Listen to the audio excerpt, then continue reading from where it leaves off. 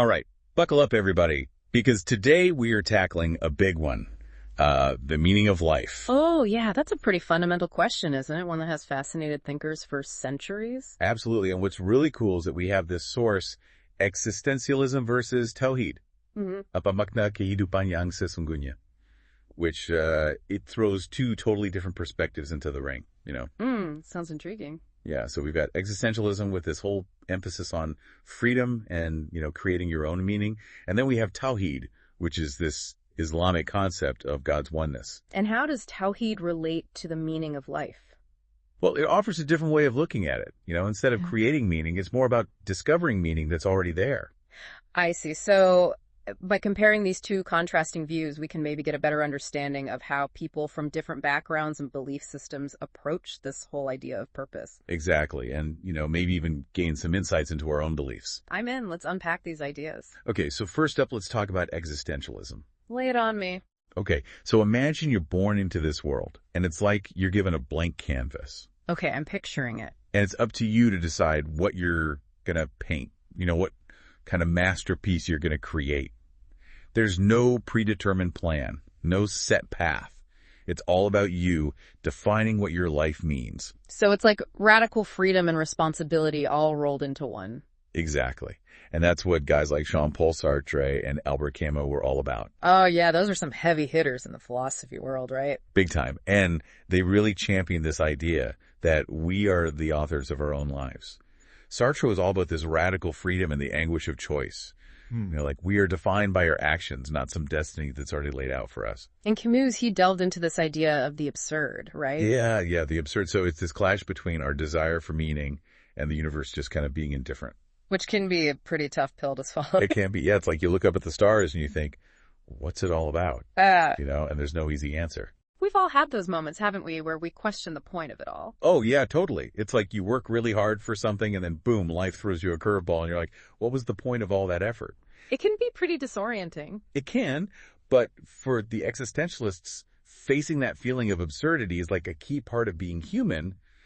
It's what makes us confront the fact that there might not be some inherent meaning out there waiting for us and that we have to create our own. So instead of freaking out about the lack of a universal plan, you kind of embrace the freedom to create your own values and purpose. Exactly. It's like existentialism throws out the old rule book and it says, hey, there is no right or wrong answer here.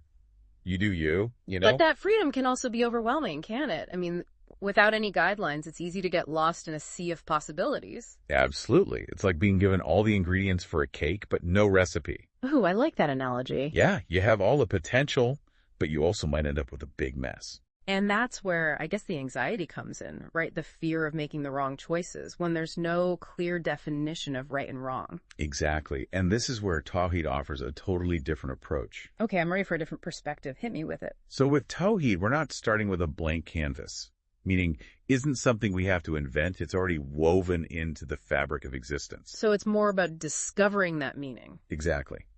Tawhid is all about the oneness of God. And in this context, it means that God is the source of all meaning. Our purpose is to connect with him, to worship and serve him.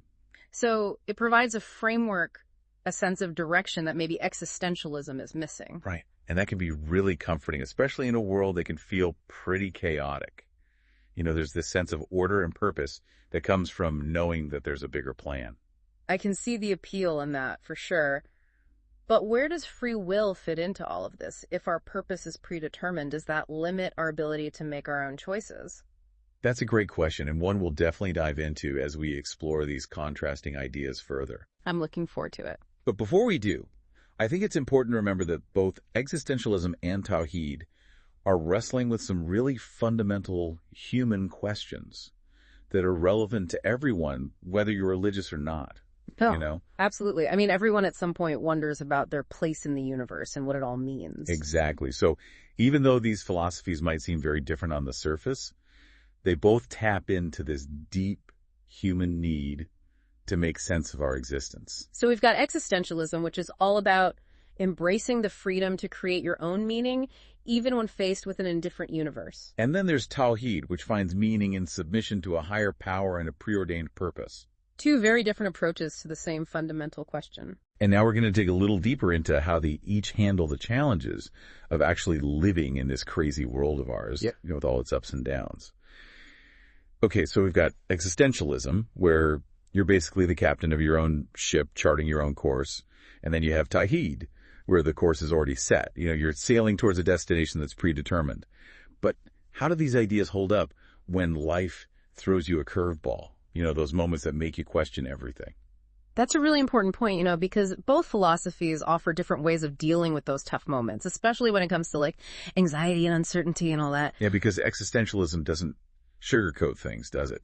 If anything, it kind of leans into the whole anxiety thing as just part of being human. Exactly. It acknowledges that feeling of angst, like being lost in a sea of possibilities. Well, it says that's just a natural consequence of being free.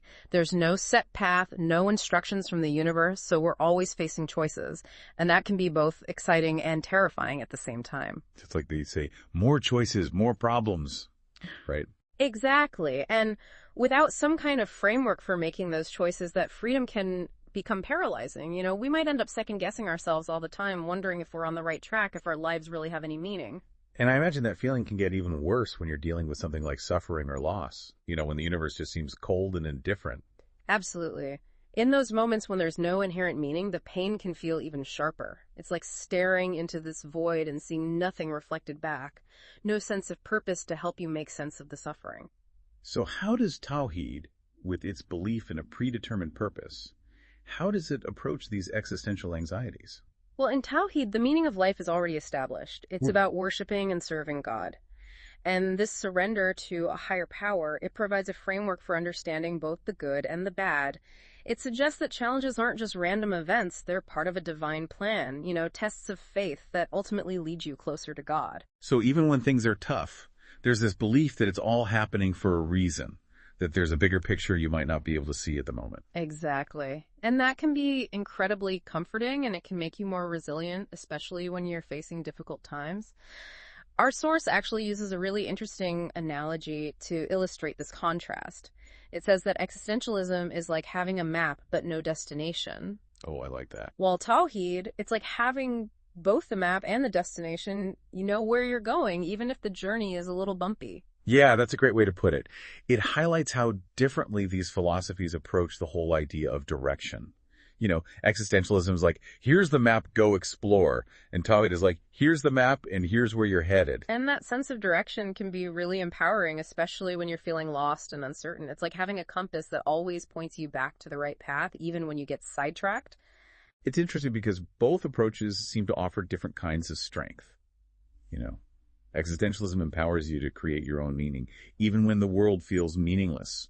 And Tawhid gives you this feeling of security and purpose that goes beyond your individual circumstances. And I think it's really important to emphasize what the source says, which is that neither perspective is inherently better than the other.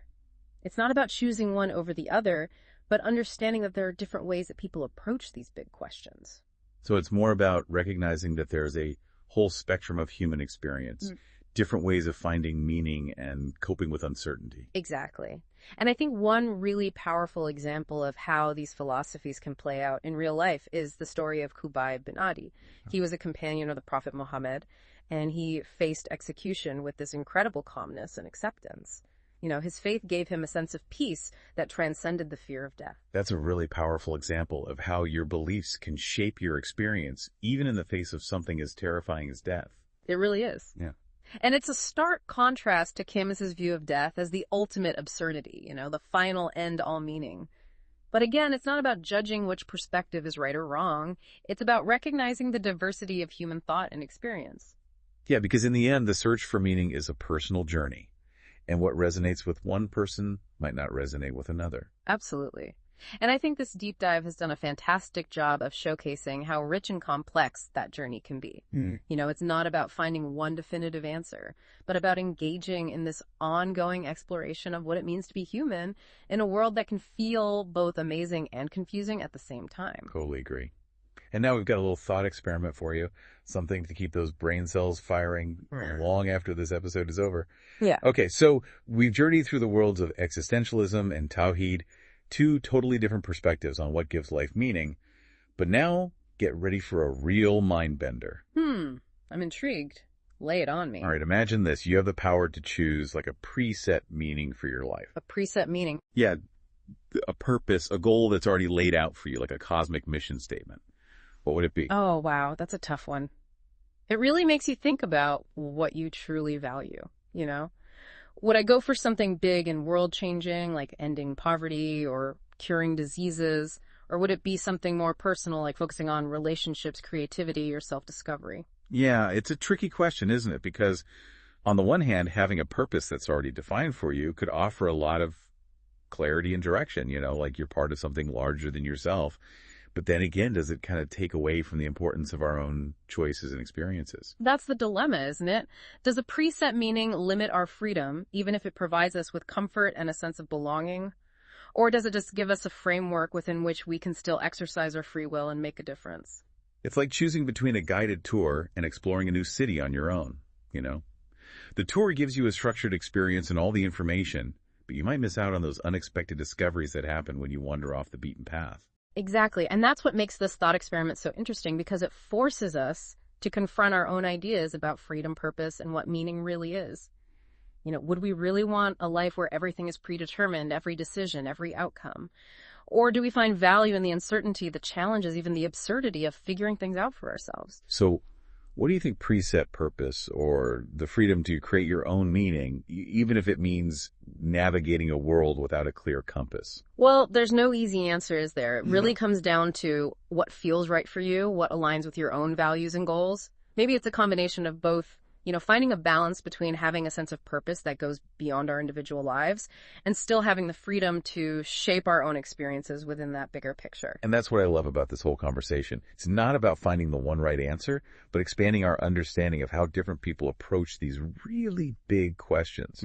It's about embracing the mystery and the complexity of being human and recognizing that there's no single roadmap to meaning.